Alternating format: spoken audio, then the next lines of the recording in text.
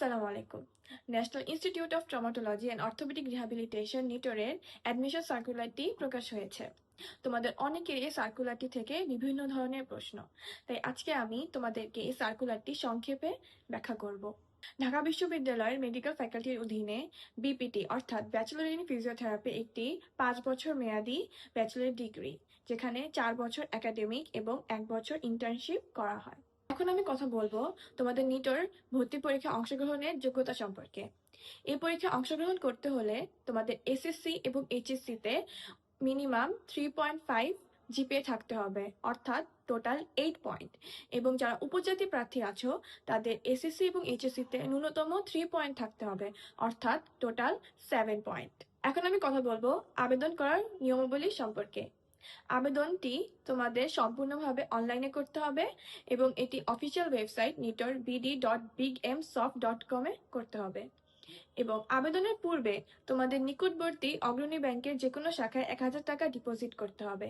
এবং এই আবেদন করার নিয়মাবলী সম্পর্কে একটি বিস্তারিত ভিডিও আমাদের পেজে অলরেডি অ্যাভেলেবেল আছে, যার লিঙ্ক আমি তোমাদেরকে ডিসক্রিপশনে দিয়ে দিব। আবেদন করার সময় তোমরা অবশ্যই আবেদন করার নিয়মাবলীটি সার্কুলার থেকে বারবার পড়ে নেবে, যাতে কোনো ধরনের কোনো ভুল না হয়।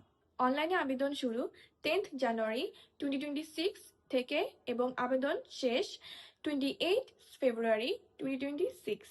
প্রবেশপত্র সংগ্রহ 29 মার্চ 2026 থেকে 2 এপ্রিল 2026 রাত 12টা পর্যন্ত। এবং এই প্রবেশপত্রটি তোমাদের তুলতে হবে nitor.bd.bigmsoft.com থেকে। অবশ্যই তোমরা প্রবেশপত্রটির রঙিন কপি নিয়ে পরীক্ষার হলে উপস্থিত হবে। ভর্তি পরীক্ষাটি অনুষ্ঠিত হবে 3 এপ্রিল 2026 শুক্রবার সকাল 10টা থেকে এবং পরীক্ষার সময়সীমা 1 ঘন্টা। পরীক্ষাটি অনুষ্ঠিত হবে আগারগাঁও তালতলা সরকারি কলোনি স্কুল অ্যান্ড মহিলা কলেজ এবং আগারগাঁও আদর্শ উচ্চ বিদ্যালয়, ঢাকা। তোমাদের জন্য নির্ধারিত প্রতিষ্ঠানটি তোমাদের প্রবেশপত্রে দিয়ে দেওয়া হবে, তোমরা সেখান থেকে তোমাদের কাঙ্ক্ষিত স্থানটি দেখে নেবে। ভর্তি পরীক্ষার নিয়মাবলী। ভর্তি পরীক্ষাটি তোমাদের ফিজিক্স, কেমিস্ট্রি, বায়োলজি, জিকে এবং ইংলিশ এই 5টা সাবজেক্টে অনুষ্ঠিত হবে। ফিজিক্স, কেমিস্ট্রি, বায়োলজিতে 30 মার্ক এবং জিকে এবং ইংলিশে 10 মার্ক। প্রত্যেক সঠিক উত্তরের জন্য তোমরা 1 নাম্বার করে পাবে এবং ভুল উত্তরের জন্য অবশ্যই নেগেটিভ মার্কিং অর্থাৎ 0.25 নেগেটিভ মার্কিং আছে।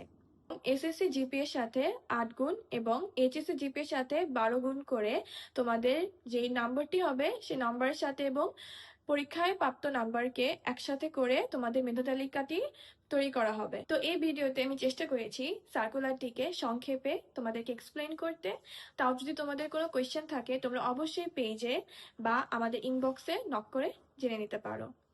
এখন আমার সাজেশন হলো তোমরা পড়ো এবং তোমাদের সময়টিকে কাজে লাগাও, টাইম ওয়েস্ট না করে পড়ায় মনোযোগী হও।